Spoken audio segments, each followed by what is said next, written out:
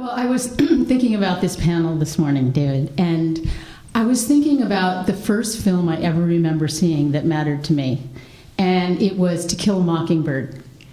And I was the same age as Scout in the film when I saw the film. And I think my whole motivation for becoming a documentary filmmaker was to engender that feeling that I had as a 6-year-old into that vast audience that was out there.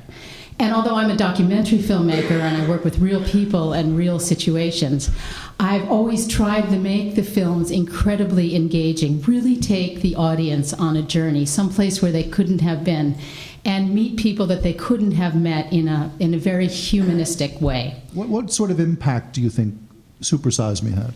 I mean, I think the film had an impact even more so on regular people than it did on corporate America. I think that what was taken away from the film by people who saw the movie was incredible to me. People who would stop me on the street and talk about how they've changed their lives. Schools who changed their school lunch programs. I think that films have an incredible ability to empower people because they feel like suddenly, as much as like your mother may tell you to do something or someone else, that through a moment in a movie you can actually come to your own realization about something, and I think that's pretty miraculous because then it's almost like you're discovering this somehow on your own in this quiet place in a movie theater, surrounded by 1,000 of your closest friends.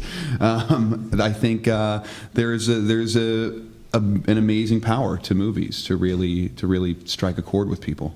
Unless we understand our value system and accept their language, we accept whose side we are on, the side of life and humanity, and also the taking of the understanding of history as we get it. I mean, my brother and I were brought up on westerns, on cowboy and Indian pictures. So every Saturday we go see Indians, and when the cowboys shot them and they fell off the horse, we cheered, and we figured that's us. They're less than people. They're savages. We're bringing, and it's also good action. We've had that kind of drama, that kind of storytelling, which divides up the goods and the bads. And the goods can do bad things to people because it needs to be done, and it's better for them, and we'll help them, show them the way, and you will look at a lot of drama, particularly now, and also media and everything else, is once they establish who the good guys are and who the bad guys are, then and who you identify with, then it simplifies things. You don't have to think about what's really good in relation to your value system.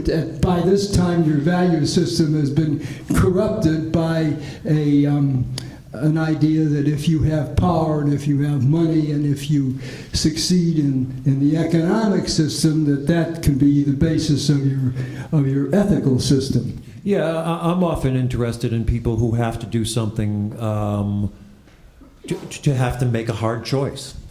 One of my movies, one of the main things is, okay, we live in a community, we live in cities. We try to live together, we try to have a democracy, but it's really tough to ask somebody to do what's good for everybody when it's going to fuck up their own family. And so much or their own ethnic group.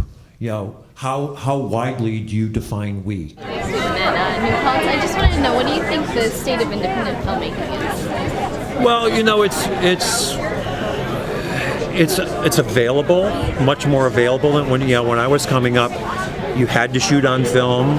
There wasn't video. There weren't film schools. So it was, pretty rare that anybody got to make a film who didn't apprentice for many years in the Hollywood system. And now people are so much more film literate. The equipment is so much cheaper. There's basically amateur equipment that you can make a pretty good-looking movie on. So the ability of people to make a small film or even a feature-length film, is about what it used to be for somebody to write a novel. You just do it. getting it seen is really hard. That's where the bottleneck is. And certainly getting it seen for free is easier than it was because of the internet, so that's great. Getting somebody to pay for it so you can make some of the money back that you spent making it is probably harder than ever. What have your thoughts been so far on the festival? Okay, Woodstock is a fantastic meeting of the tribe.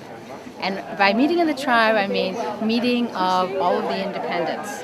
The dramatic filmmakers, the documentary filmmakers, people in the industry, and of course the founders, Mayra and Laurent.